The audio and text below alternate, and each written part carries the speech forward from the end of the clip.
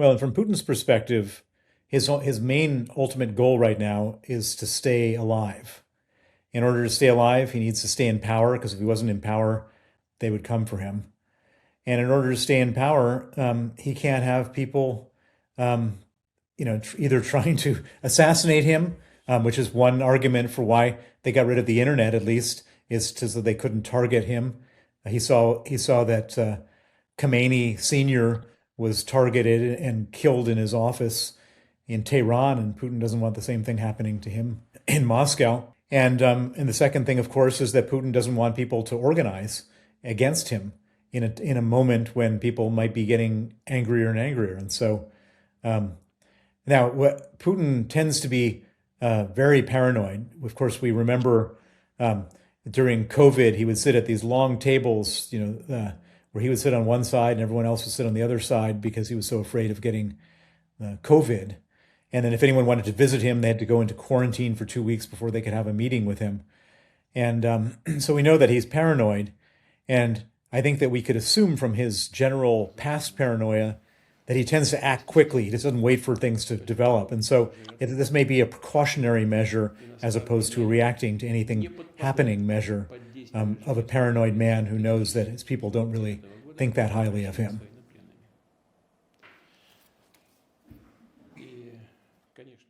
The oligarchs are not turning against him. The oligarchs are just tiptoeing around him, desperate to hope that he's not going to turn his wrath on them.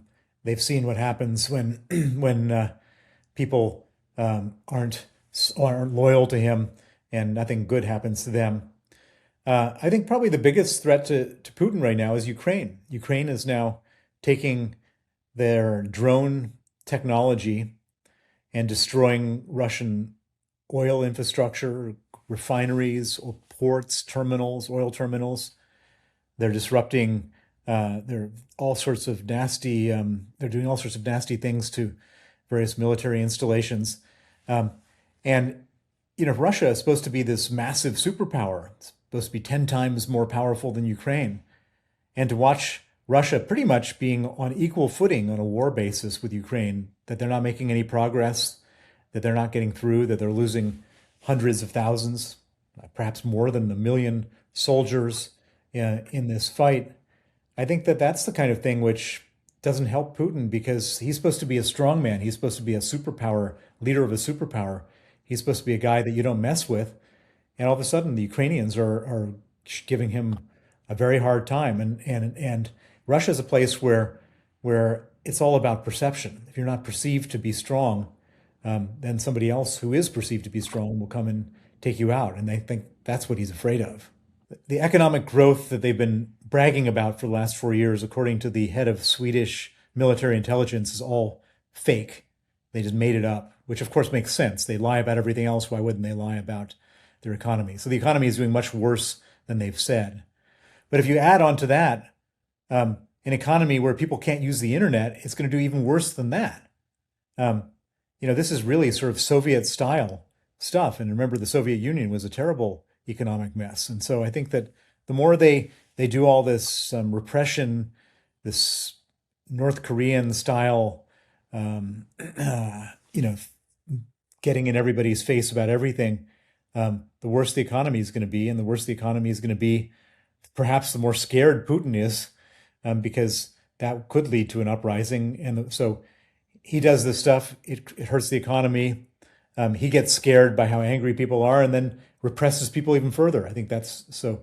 I think that probably, in 10 years' time, there'll be very little difference between Russia and North Korea on the current trajectory. The most interesting part of Telegram is actually the way in which Telegram has replaced Russian media. So there are these Telegram correspondents talking about the war, talking about other things, and they have tens, if not hundreds of thousands of followers, people listening in. That it's become in a world where media is pretty much outlawed, or the only media that they have in Russia is state propaganda. It kind of created this ecosystem of reporters and correspondents and people telling other people about things going on. And some of these people were, of course, the very pro-war, pro-Kremlin, anti-Ukrainian war bloggers. Um, but it's all been very interesting for anybody interested in the war to hear what they have to say, because oftentimes they were the ones saying very negative things about the performance of Russia. They were lamenting how bad Russia was doing in different aspects of the war. And so we all got outside of Russia some information from this seemingly raw, unfiltered source about what was happening that we wouldn't have gotten any other way. The other thing which is interesting, of course, is that they're now shutting down Telegram. Why are they doing that? Well, again, nobody knows for sure. My theory is that Putin is running out of soldiers and running out of money in spite of the war in Iran and all the high oil prices.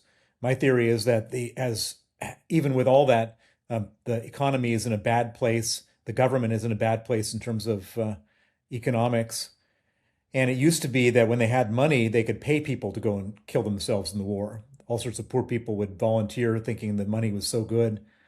And then they go and die in Ukraine. Now the Ukrainians are killing people more quickly than Russia is able to replenish them with these financial inducements. And so it kind of feels to me like the only way that Putin can keep his position and potentially improve his position in Ukraine is by having a lot more soldiers. And they're not going to be able to get them through these payments. And so I think that they're going to do some type of conscription, some mass conscription. And that's always been the red line. That's always the thing that Putin didn't want to do, because he understood that up until then, he could pay people to go and everyone else could sort of think that the war has nothing to do with them. Now, all of a sudden, the war, if there's mass conscription, the war has to do with everybody. And if the war has to do with everybody, then people are going to get angry. And if they're going to get angry, they might rise up. And if they rise up, how are they going to communicate with each other? Via Telegram. And so the best way to prevent an uprising in the context of a mass mobilization would be to get rid of the way that people communicate, so that they can't inspire each other to show up on Red Square with their pitchforks or whatever they might do to express their anger towards being drafted into a war that most people probably don't want to be involved in. Well, I think that they don't have. There's a lot of technology they're missing in the army. They don't have encrypted communications. The system that the government had wanted to set up for the military to communicate in an encrypted fashion. Um, uh, Whoever got the money for that system stole that money, and so the Russians didn't end up with a proper military system to communicate. And so the way in which the sort of lines of communication work in some cases involve Telegram. And I've read, and I'm not on the front line, so I don't know if this is true or not, but I've read that with the um, uh, prohibition of Telegram, that's making it much harder for them, for the command and control of Russian troops on the front, and that will hamstring them even further.